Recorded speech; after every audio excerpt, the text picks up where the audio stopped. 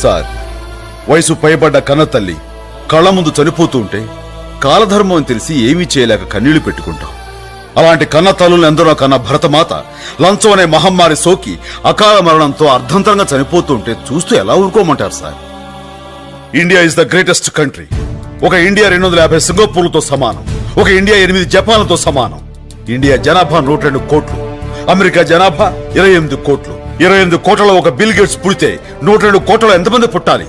కానీ ఒక్కడు కూడా పుట్టలేదు. కారణం, మన దేశంలో సైంటిస్టులు చేసే ప్రయోగాలు వెలుగు చూడాలంటే లంచం. మేధావుల మేధస్సు మన దేశానికి ఉపయోగపడాలంటే లంచం. అందుకే సార్, భవిష్యత్ బిల్ గేట్స్ మన దేశం వదిలి పరాయి దేశాలకు వలస పోతున్నారు, అక్కడ రాణిస్తున్నారు.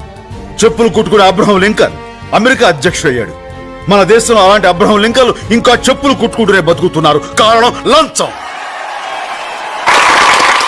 మన దేశంలో అడుగడుగున లంచం. మున్సిపాలిటీ నీళ్లు రావడానికి లంచం, ఇల్లు కట్టడానికి లంచం, కరెంటు ఇవ్వడానికి లంచం, ఆ కరెంటు తీయకుండా ఉండడానికి లంచం, రేషన్ కార్డుకు లంచం, రేషన్ తీసుకోవడానికి లంచం, రైతులకు రుణాలు ఇవ్వాలంటే లంచం, ఆ రుణాలు కట్టలేని పరిస్థితుల్లో ఆస్తులు నిలుపుకోవాలంటే లంచం, హాస్పిటల్లో బెడ్కు లంచం, తినే బ్రెడ్కు లంచం, ఆడపడుచు ఆపరేషన్ లేకుండా సుఖంగా ప్రసవించాలంటే లంచం, బర్త్ సర్టిఫికేట్ లంచం, డెత్ సర్టిఫికేట్ లంచం, మనిషి పుట్టిన దగ్గర నుంచి చచ్చిన దాకా లంచం లంచం లంచం.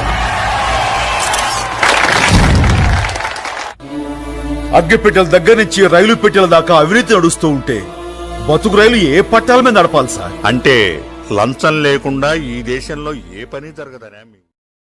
మీరు కూడా ఓ ముగ్గురికి సాయపడండి. వాళ్ళని మరో ముగ్గురికి సాయం చేయమని చెప్పండి. దానివల్ల మీరు పొందే ఆనందం, తృప్తి